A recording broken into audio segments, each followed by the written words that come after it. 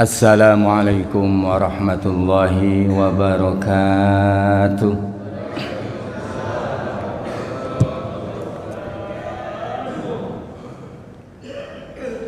A'udzu billahi minasy syaithanir rajim.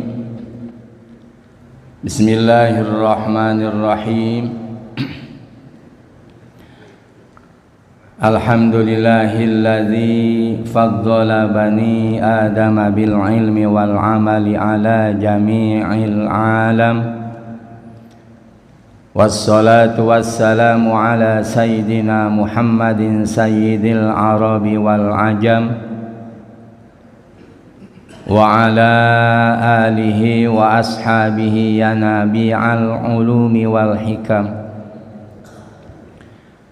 Asyhadu an la ilaha illallah wahdahu la syarika lahul haqqul mubin. Wa asyhadu anna sayyidana wa nabiyyana wa maulana Muhammadan abduhu wa rasuluhu sadiqul wa'dil amin.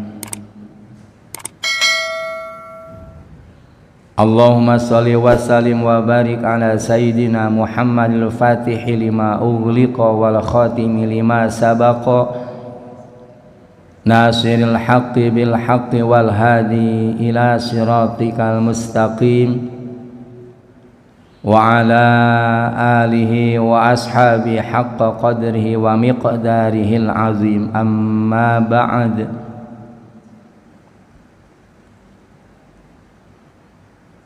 Faqad qala Allah Ta'ala fi kitabihil karim. A'udzu billahi as-sami'il 'alimi minasy syaithanir rajim.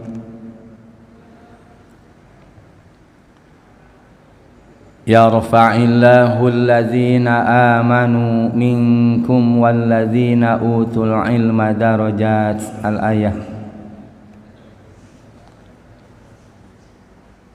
Hadratil mukarramin wal muhtaramin, segenap jamaah salat subuh beserta jamaah pengajian DKM Masjid Al-Fajar yang sama-sama mengharap ridho Allah Subhanahu wa taala. Alhamdulillah wa syukru ala ni'amillah, dalam kesempatan pagi hari ini kita bisa berkumpul di rumahnya Allah, di masjid yang kita cintai, Masjid Al-Fajar, dalam rangka melaksanakan salah satu kewajiban kita, bahkan merupakan kewajiban yang paling utama dibanding ibadah-ibadah yang lainnya, yaitu salat subuh, dan alhamdulillah bisa kita berjamaahkan. Mudah-mudahan salat subuh kita, baik yang wajib maupun yang sunnah, termasuk zikir kita, pengajian kita, iktikaf kita, diterima oleh Allah Subhanahu wa taala, sehingga nanti di akhirat di hadapan Allah menjadikan nilai ibadah di hadapannya. Amin ya rabbal alamin. Juga tarupa rahmat ma'assalam semoga selamanya tercurahkan kepada junjungan kita Nabiullah Muhammad sallallahu alaihi wasallam, juga kepada keluarganya, para sahabatnya, para tabi'in, atba'ut tabi'in. Mudah-mudahan kita ada di dalamnya ila yaumil qiyamah. Amin ya rabbal alamin. Untuk mengawali di pengajian pagi hari ini, marilah kita buka sama-sama dengan sama-sama mengucapkan atau mengikrarkan kalimah-kalimah yang baik yang disebut dengan kalimah thayyibah, kalimat la ilaha illallah, yang merupakan kunci masuk surga. Kalimat la ilaha illallah salah satu kalimat penentu seseorang dikatakan mukmin dan dikatakan non mukmin. Bahkan baginda Rasulullah sallallahu alaihi wasallam mengatakan, barang siapa yang mengucapkan kalimah la ilaha illallah dalam keadaan ikhlas karena Allah semata-mata, dan bisa mengamalkan isi dan kandungan kalimat la ilaha illallah, dakhalal jannah, pasti akan masuk surga. Kemudian membaca istighfar, minta ampunan kepada Allah selama kita beraktivitas siang atau malam. Mungkin banyak ucapan atau perilaku kita yang tidak sesuai dengan ketentuan agama Allah, sehingga menimbulkan maksiat kepada Allah, atau dengan perilaku kita, ucapan kita bisa menyinggung saudara-saudara kita. Kita minta ampunan kepada Allah dengan kalimat istighfar, mengikrarkan dua kalimat syahadatain dan mengikrarkan kalimat tasdik atau sigot tasdik dengan penuh keikhlasan, kekhusyuan. Kita awali la ilaha illallah, la mawjuda illallah, la ilaha illallah, la ma'buda illallah, la ilaha illallah, la maqluba illallah, la ilaha illallah, la maqsuda illallah. Bismillahi tawakkalna ala Allah, la hawla wa la quwwata illa billah. Astaghfirullahal azim, astaghfirullahal azim, astaghfirullahal azim wa atubu ilaihi. Ashhadu an la ilaha illallah wa ashhadu anna Muhammadar Rasulullah.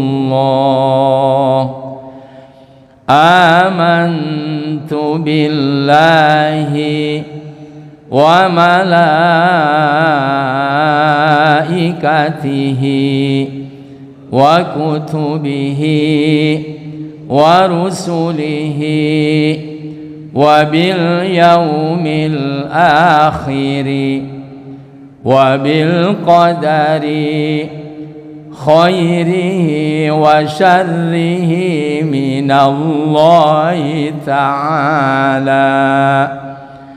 Raditu billahi rabba wa bil islami dina wa bi Muhammadin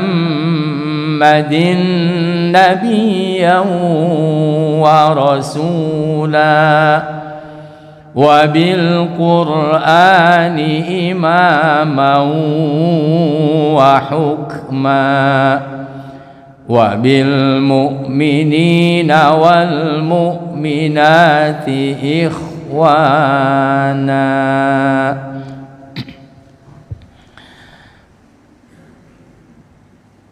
Kita akan membahas tentang tanda-tanda baligh. Bismillahirrahmanirrahim. Qala al-musannifu rahimallahu ta'ala wa nafa'ana bihi wa bi'ulumihi amin ya rabbal alamin. Baca dulu redaksinya. Faslun utawi iki ikulah pasal sewiji alamatul bulugi, menjelaskan tentang ciri-ciri baligh atau tanda-tanda baligh. Alamatul bulugi utawi piro-piro tetenggere baligh iku salasun telu. Tamamu khamsa asyarata sanatan sawiji sampurnane umur 15 tahun. Fil zakari ing dalem wong lanang, wal unsa lan wong wadon. Wal ihtilamu lan kaping done metu mani,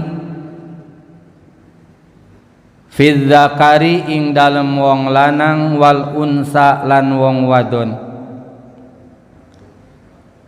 Litis'i sinina karena umur 9 tahun.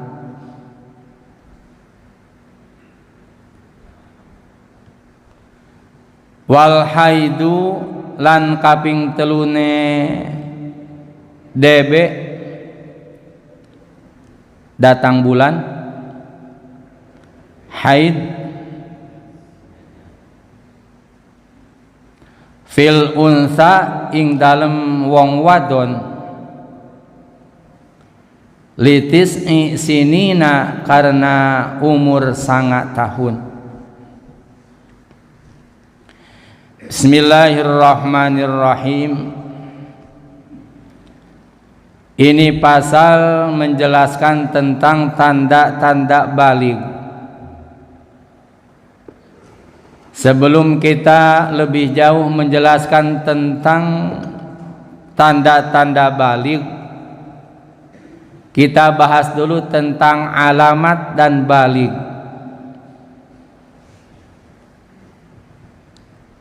Menurut ilmu nahwu bahwa alamat itu tidak boleh dibuang.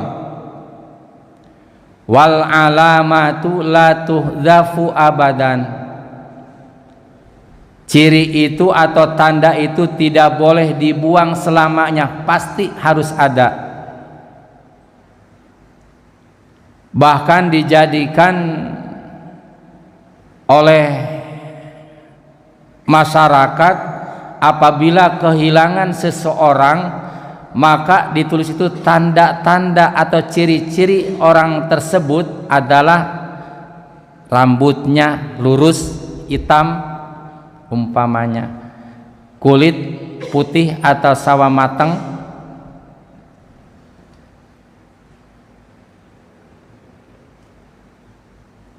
bahkan kalau kita kenalan dengan baik dengan laki-laki dengan atau dengan perempuan yang ditanya alamat tinggal di mana,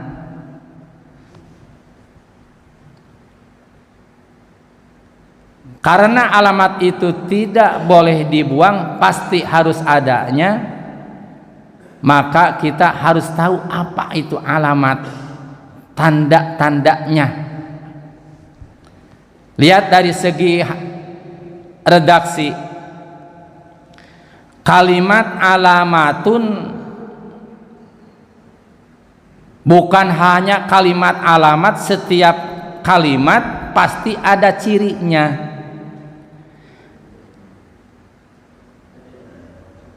Kalimat itu ada marfu'at, mansubat, mahfudot, dan majzumat.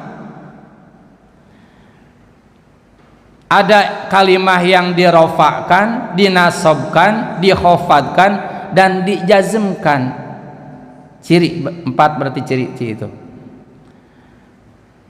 Di kalimat alamatun tandanya atau cirinya adalah marfu'at, isim yang dirofakkan.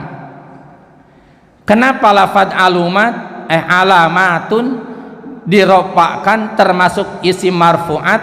Karena kalimat alamat menjadi mubtada,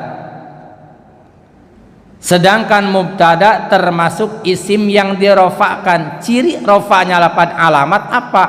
Tu, yaitu dhammah. Kenapa alamat rofa'nya dhammah lafad alamatu? Karena lafad alamat jamak muannas salim.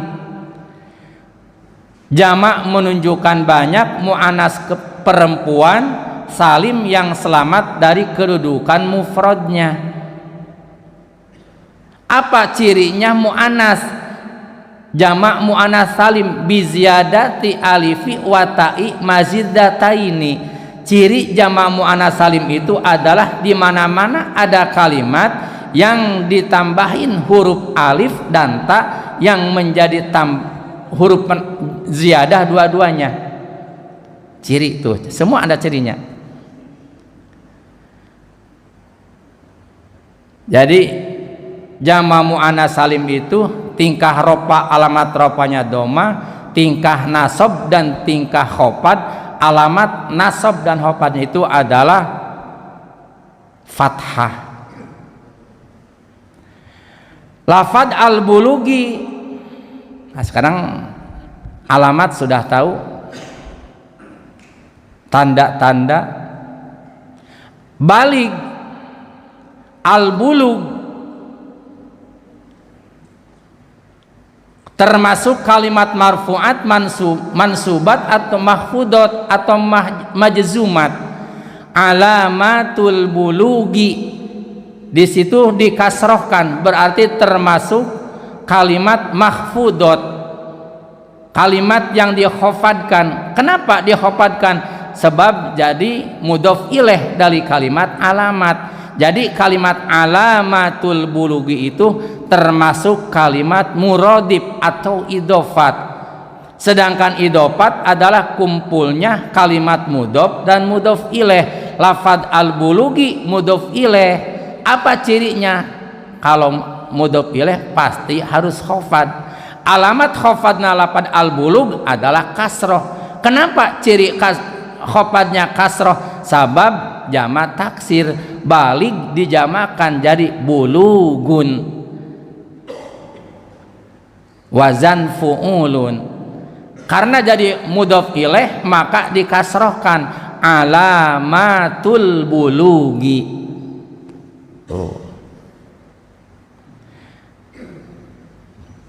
Alamat tadi sudah kita pahami bahwa alamat itu adalah tanda-tanda. Apa itu balig? Sampai agama memperhatikan tanda-tanda balig. Kita punya anak, baik laki maupun perempuan, harus perhatikan ciri-ciri balig. Kenapa? Karena dengan balig itulah seseorang akan dibebani dengan syariat agama. Apabila anak kita sudah mencapai usia balig, disitulah mulai anak menerima atau dicatat amal baik dan amal jeleknya. Kehebatan seorang orang tua, bapak dan ibu, kenapa pengen punya anak? Karena anak qoblal bulug, apabila meninggal anak termasuk ahli surga, nanti di surga akan menjemput orang tuanya. Satu. Yang kedua, ternyata dengan anak yang qoblal bulug, anak itu baik-baik dan berbuat baik, ternyata seluruh kebaikan anaknya akan kembali kepada orang tuanya. Makanya orang tua yang punya anak, suruh anak itu belajar mengaji. Suruh anak itu atau perintahkan anak itu supaya belajar sholat. Kenapa? Dengan perilaku seperti itu yang dilakukan oleh anak, ucapannya, perilakunya, seluruh amalnya itu, pahalanya itu kembali kepada orang tuanya. Nah, sedangkan kalau anak sudah mulai balik, mulai dibebani oleh syariat agama, terutama agama Islam yang kita, disitulah mulai dicatat ucapannya baik ditulis oleh malaikat untuknya, ucapannya kurang baik dicatat juga oleh malaikat juga untuknya, perilakunya baik untuk pribadinya, perilakunya keluar dari aturan syara, aturan Allah dan Rasulnya juga untuk pribadinya, disebut mukallaf. Jadi mukallaf itu adalah balik serta punya akal. Nah, dikatakan mukallaf itu apabila usia sudah nyampe balik. Perhatikan, usia anak kita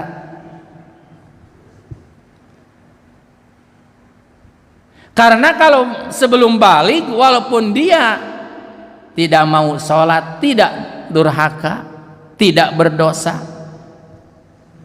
cuma kalau sudah usia minimal 7 tahun orang tuanya belum memerintahkan sholat, belum memerintahkan saum, maka dosalah orang tuanya tidak merintahnya terhadap anak. Pantas baginda Rasulullah mengatakan muru auladakum bis sholah, perintahkan anak-anak kalian dengan sholat li sab'i sinin, karena usia minimal 7 tahun perintahkan. Wadribuhun, tetapi apabila anak sudah mencapai inda isrina sinin, apabila usia anak sudah mencapai usia 10 tahun tetapi belum mau melaksanakan sholat, belum mau melaksanakan saum, wadribuhun, pukul. Kewajiban orang tua. Cuma kalau saum atau puasa, jangankan anak yang qoblal bulug, yang sudah balik juga, kalau mampu kan istilahnya,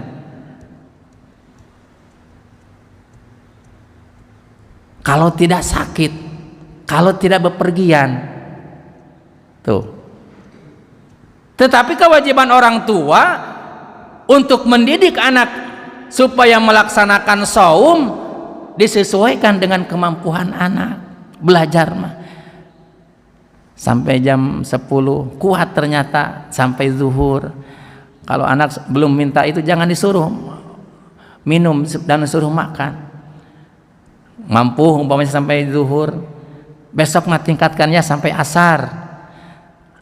Belajar anak berpuasa sampai asar, masih mampu mah, belum lapar ini, besok mah mau sampai maghrib supaya bareng-bareng sama mama sang papa berbuka puasa, silakan.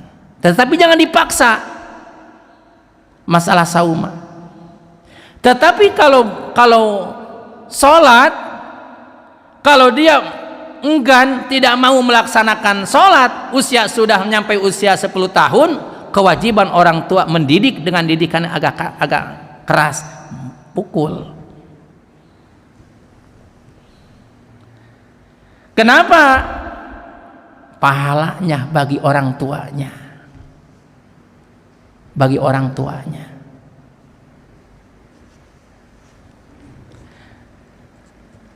Apa saja ciri-ciri balik itu? Alamatul bulugi salasun. Ciri balik itu ada 3. Yang pertama, tamamu khamsa asyarata sanatan fi dzakari wal unsa. Sempurnanya usia atau umur 15 tahun, baik anak laki-laki maupun anak perempuan. Pas 15 tahunnya. Ini perhitungan bukan syamsiyah tetapi komariah. Sedangkan kita dihitung 15 tahun itu perhitungan syamsiyah. Salah.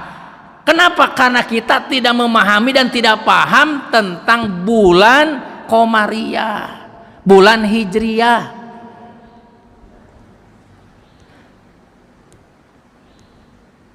Perhitungan kita belum nyampe usia 15 tahun karena menghitung tahun Masehi atau Syamsiah. Ternyata menurut Qamariyah, menurut Hijriah mah dia sudah mencapai usia baligh, udah 15 tahun. Oh, dosa orang tuanya. Kita paham bahwa sekarang nih tanggal berapa? Karena nanti malam akan nisfu Sa'ban, pertengahan bulan Sa'ban. Tetapi di luar-luar bulan yang diistimewakan oleh Allah, kita sama sekali tidak paham tanggal berapa ini. Tidak paham. Yang paham itu Sa'ban, nisfu Sa'ban dan bulan Ramadan. Dihitung Ramadan mah udah tanggal 5 ini nih. Sebentar lagi nih Idul Fitri. Sebentar lagi ini Lebaran, ini pulang kampung. Sebentar lagi ini menerima THR. Karena menerima THR-nya itu. Tetapi di luar bulan itu kita tidak paham. Sedangkan agama adalah dihitungnya adalah bulan Qamariyah, bukan Syamsiah. Nah, kalau ternyata usia anak sudah mencapai 15 tahun menurut Qamariyah, menurut Hijriyah, anak tidak melaksanakan sholat, dosa baginya. Bukan orang tua kalau tidak menyuruh sama dosa, tidak memerintahkan untuk berbuat kebaikan, buat sholat. Nah, tetapi di akhirat nanti untuk masing-masing. Umpamanya saya menyuruh untuk kebaikan dan melarang kejelekan yang dilarang oleh Allah, prakteknya pahala dan dosanya itu kembali untuk individu. In ahsantum ahsantum li anfusikum wa in asatum falaha, dalam surah Al-Isra. Apabila kalian berbuat kebaikan, ahsantum li anfusikum, kebaikanlah untuk diri kalian. Orang tua berbuat kebaikan bukan untuk anak, bukan. Orang tua berbuat jahat, berbuat salah, berbuat ulah bukan untuk anak dan bukan untuk orang lain, li anfusikum, untuk pribadinya. Wa in asatum falaha. Maka nanti di akhirat di hadapan Allah, orang tua tidak bisa memberi pertolongan kepada anaknya. Si bapak tidak bisa memberi pertolongan kepada anak-anaknya. Suami tidak bisa memberi pertolongan kepada istrinya. Istri tidak bisa memberi pertolongan terhadap suaminya. Wala taziru waziratu wizra ukhra. Apabila seseorang berbuat ulah untuk pribadinya. Tetapi nah ini harus kita perhatikan, kenapa ada ciri-ciri balik ini. Apabila anak berbuat ulah sementara orang tua diam-diam saja, tidak melarangnya dan tidak dikasih tahu ilmunya, dosa orang tua. Itu meluruskan Islam itu untuk menyelamatkan kita supaya selamat hidup di dunia dan hidup di akhirat.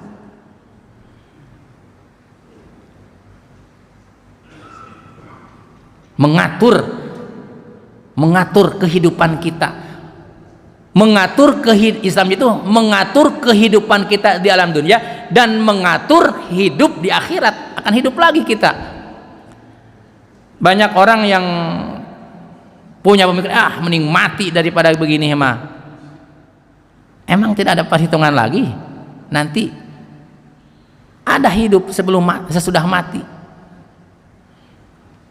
Mendingan di alam dunia umpamanya berbuat ulah, masih ada kesempatan untuk bertaubat kepada Allah. Nanti di akhirat, jangan di akhirat, di alam kubur saja, atau jangan di alam kubur, ruh sudah nyampe tenggorokan, tidak diterima oleh Allah taubatnya. Taubat yang diterima oleh Allah syaratnya ada 2. Yang pertama, ruh belum nyampe tenggorokan. Yang kedua, matahari belum terbit dari sebelah barat. Innallaha yaqbalu taubata 'abdin malam yugorgir. Allah akan menerima taubatnya hambanya selagi ruh belum nyampe tenggorokan. Kita dengar Kalau tahu mah tidak tahu, cuma ciri-cirinya sudah tahu. Si Fir'aun iman mengatakan kalimat la ilaha illallah amantu bi rabbi Musa, iya. Dia juga iman, percaya kepada Allah dan percaya kepada utusannya Nabi Musa, bahwa Musa itu utusan Allah. Musa, perhatikan bahwa aku adalah iman kepada Tuhanmu. Musa diterima oleh Allah tidak? Tidak. Kenapa? Karena dia di waktu tenggelam itu adalah takut mati. Amantu bi rabbi Musa wa Harun, kami iman kepada Tuhan Musa dan Harun. Ucapan itu di waktu ruh di tenggorokan ditolak oleh Allah. Bahkan Allah menyuruh malaikat Jibril ngambil apa itu, kalau kita mah sapu tangan atau serebet, dimasukin ke mulutnya supaya tidak ngomong lagi. Tidak diterima, malam yogorgir. Jadi bahasa mendingan mati daripada hidup begini salah, kabina-bina salah naga eta mah. Kenapa? Berbuat ulah apapun, berbuat salah apapun di alam dunia masih ada waktu untuk bertaubat. Tetapi di akhirat tidak sia-sia. Menyesal sudah mati. Ada menyesal sudah mati? Ada. Coba lihat dalam surah Al-Munafikun ya. Rabbi laula akhartani ila ajalin qarib fa asaddaqa wa akum minas salihin. Ya Allah, akhirkan, kembalikan aku ke alam dunia sebentar saja. Tidak usah lama. Mau apa? Fa'as-saddaqo, kami akan berbuat sedekah, kami akan berbuat kebenaran, kami akan bersedekah, dan wa akum minas solihin, kami akan termasuk berbuat orang-orang sama seperti orang yang solih. Misal dia menyesal, tetapi menyesal di alam kubur sia-sia.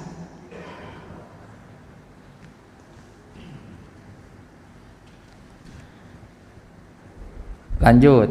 Jadi yang pertama ciri balik itu baik anak laki-laki maupun anak perempuan sempurnanya usia 15 tahun dengan perhitungan bulan Qamariyah atau tahun Hijriyah. Perhatikan, harus hafal. Tugas kita ini, tugas orang tua. Wal ihtilamu fi dzakari wal unsa litis'i sinina. Di sini para ulama mengartikan wal ihtilam itu adalah mimpi jima.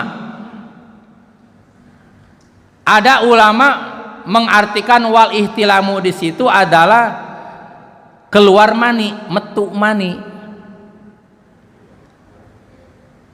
Kenapa anak sebelum usia balik tidak akan terjadi mimpi jima? Tidak. Anak qoblal balik sebelum usia 9 tahun tidak akan keluar mani, walaupun dipegang, walaupun bagaimanapun tidak akan keluar mani. Umpamanya dikocok, umpamanya gak bakalan. Tetapi kalau anak sudah usia 9 tahun, cuma biasanya perempuan itu jarang mimpi jima, jarang perempuan. Kalau laki-laki sering, laki-laki apalagi sudah dewasa. Jangankan, coba interpretasi masing-masing, jangankan yang belum rumah tangga, yang belum punya istri, yang sudah punya istri pun pasti mengalami mimpi. Begitu tidur karena nyenyak, begitu bangun di waraba kolornya basah. Benar, pasti, karena sudah dewasa, udah balik. Tetapi kalau anak sebelum usia 9 tahun itu bukan balik, bukan tanda balik, bukan. Berarti ada sesuatu ini. Begitu bangun, mah atau pak, ini kenapa ini? Kenapa dek? Ini celana dede basah. Ya itu mah bukan sperma, bukan. Ngompol berarti anaknya. Nah, ngompolnya anak mah bukan tanda balik, bukan. Tapi ihtilam, keluar mani. Atau mimpi sesuatu dengan lawan jenisnya. Tapi nah usia udah 9 tahun, nah berarti anak sudah balik. Anak jangan merasa malu terhadap orang tua menanyakan, "Ma atau Pa, ini gimana begini?" Nah, oh berarti adik itu udah balik. Hati-hati. Kalau perempuan sama. Ini hasil istiqra Imam Syafi'i, berarti perempuan juga sama seperti anak laki-laki, mimpi jima. Kemudian ada keluar sesuatu. Beda antara ada wadi, madi dan mani, beda. Kita harus bisa membedakan mana madi, wadi dan mani. Kalau wadi adalah keluar yang basah-basah, berlendir, tetapi tidak ada syahwat, tapi ada yang keluar. Nah itu penyakit. Tidak najis itu mah. Tetapi kalau mazi pakai za, mazi adalah tegangan tinggi tetapi tidak tersalurkan.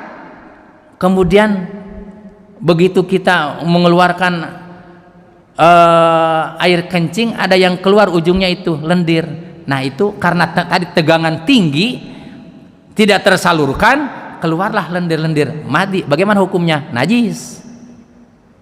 Atau walaupun tidak keluar air kencing, tidak kencing, tetapi ada yang keluar karena tegangan tinggi, memikirkan sesuatu, umpamanya tegangan tinggi, ada yang keluar madhi.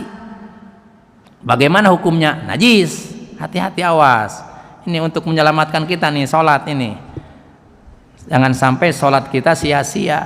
Perhatikan. Emang ada orang yang mau sholat ada nafsu? Banyak. Suatu ketika di zaman Rasulullah Sallallahu Alaihi Wasallam, Rasulullah dengan para sahabat sholat berjamaah di masjid. Kemudian ada belakang ada kesiangan, buru-buru di jalan. Salah satu sahabat kemudian di tengah perjalanan bertemu dengan wanita cantik.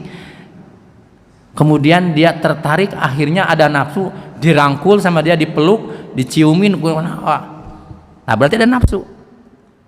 Kemudian begitu masuk ke masjid, sudah selesai sholat berjamaah, ditegur oleh Rasulullah. Ya Rasulullah, kenapa kamu tidak berjamaah? Ya Rasulullah, mohon maaf, aku tidak bisa melaksanakan sholat berjamaah dengan baginda Rasulullah. Kenapa?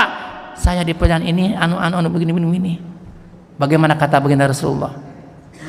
Kamu wudu, kemudian kamu laksanakan sholat. Turunlah ayat innal hasanati yudhibnas sayyiat. Sesungguhnya kebaikan akan melebur atau menghancurkan kejelekan-kejelekan. Dosa kecil. Jadi kalau kita sering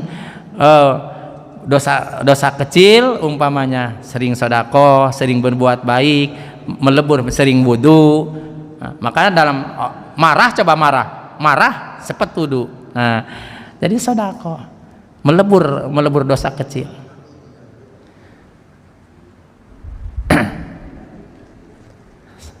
Yang kedua, jadi kalau usia anak sudah 9 tahun, kemudian anak sudah mimpi jima atau keluar mani, maka anak tersebut baik laki-laki maupun perempuan sudah balik, maka dia wajib melaksanakan perintah-perintah agama sama seperti halnya yang sudah dewasa.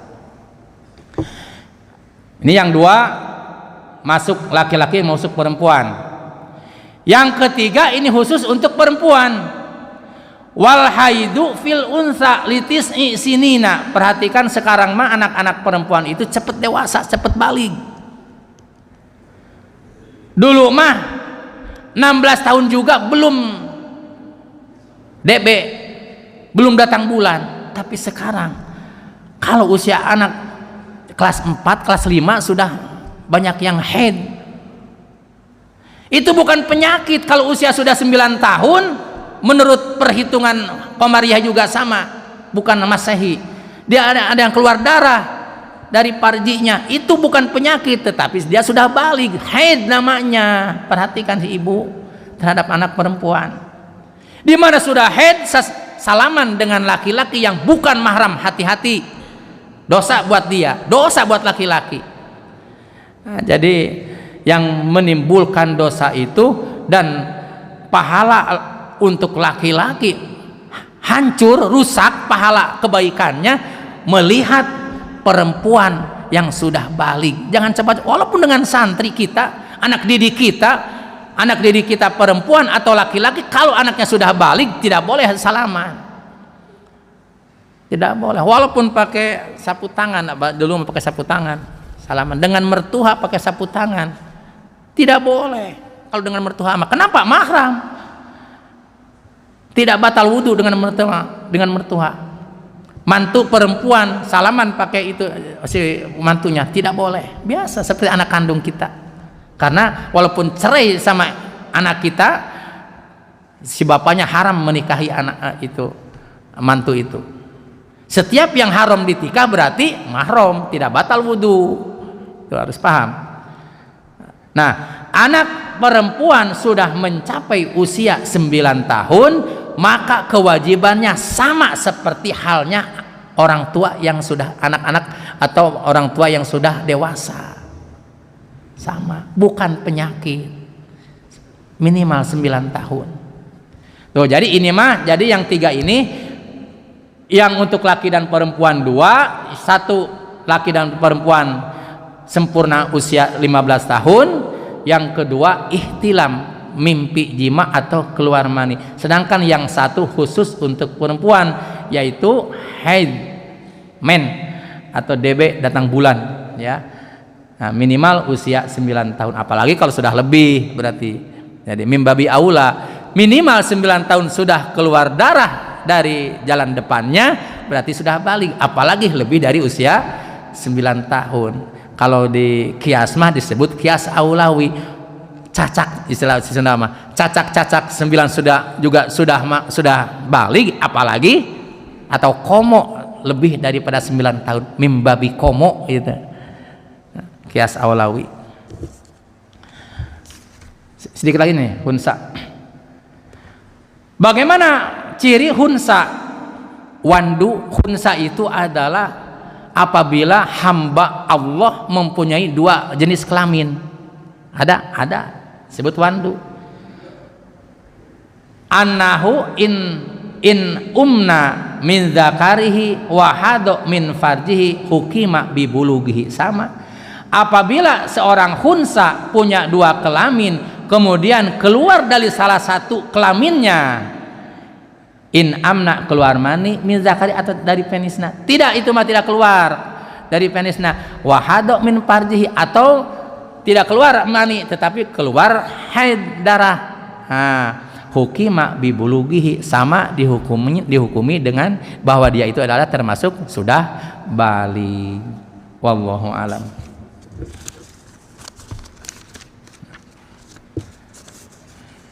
Ada pertanyaan dulu?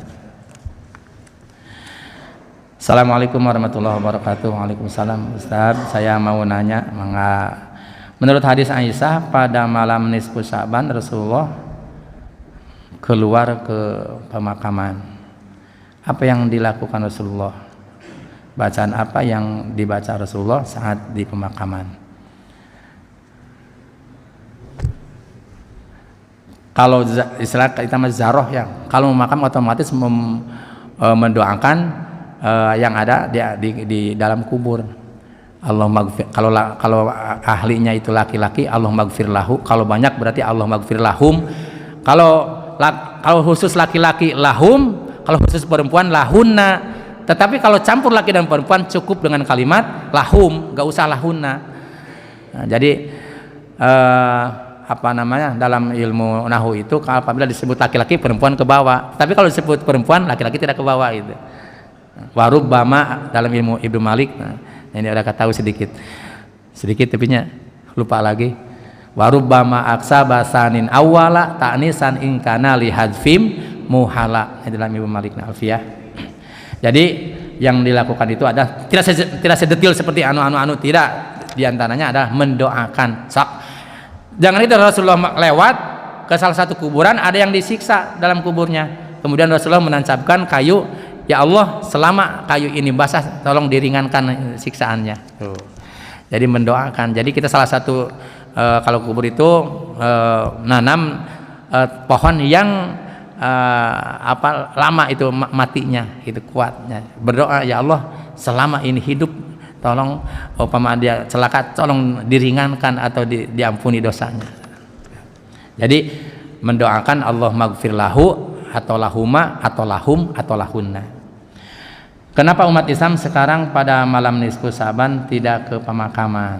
Nah, karena kalau di nisfu Saban tidak ke pemakaman itu karena kalau malam pada takut. Ya, nah, takut malam-malam gitunya. Nah, dan jauh lagi. Nah, apakah nyampe dari nyampe sama? Walaupun kita ada di masjid atau dari rumah mendoakan orang tua, ya Allah, Allah maghfir li ummi, Allah maghfir li ya Allah ampuni dosa-dosa ibuku dan dosa bapakku. Nyampe insyaallah nyampe. Hanya doa orang anaknya yang nyampe terhadap yad'ulahu kan gitu kan dalam hadis ya. Doakan. Jadi tidak mesti harus ke pemakaman, tidak, doakan saja. Bagaimana untuk anak autis? Apa autis? Anak saya autis berumur 10 tahun. Apa autis? Hah? Hiperaktif. Oh.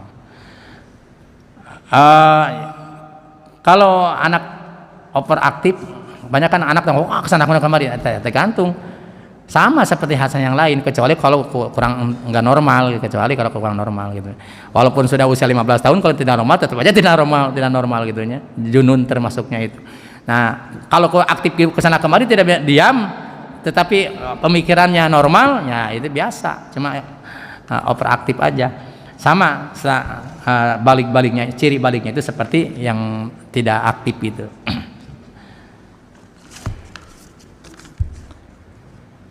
Assalamualaikum warahmatullahi wabarakatuh. Pak Ustadz, izin bertanya, mengapa sholat yang ada khutbahnya diawali dengan salam tapi tidak diakhiri dengan salam? Oh, sholat itu berarti sholat Idul Fitri atau sholat Jumat.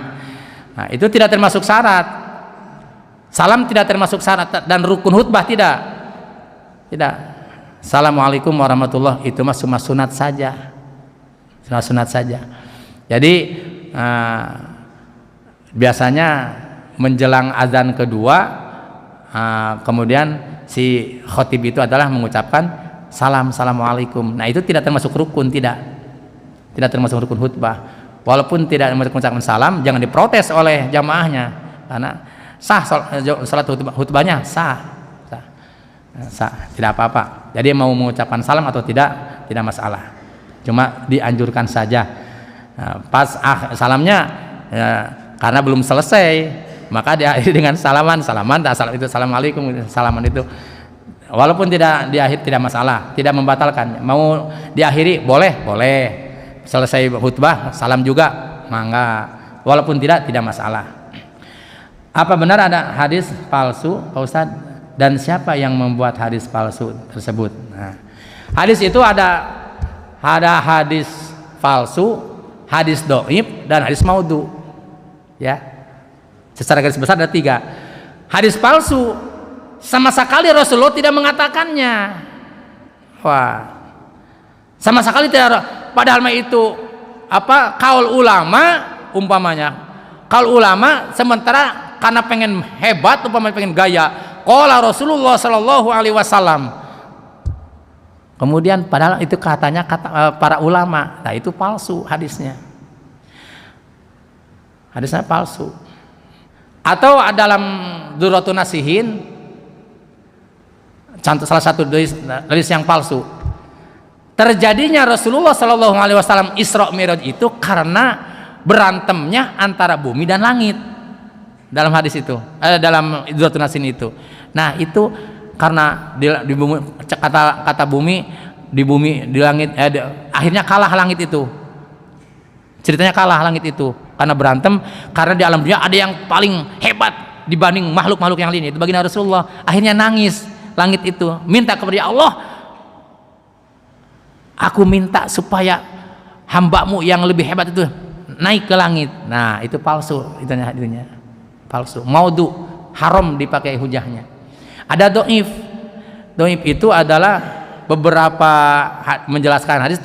Rasulullah pernah, umpamanya Rasulullah, contoh salah satu hadis do'if,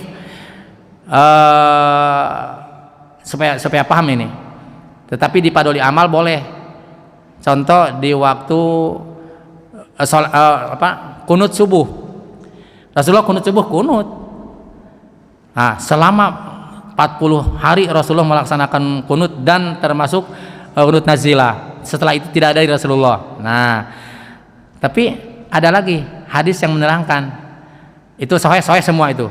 Nah, tapi seterusnya tidak ada yang menjelaskan lagi. Tapi ada hadis yang menyampaikan mazala Rasulullah SAW yaknutu hatta fariqad dunya.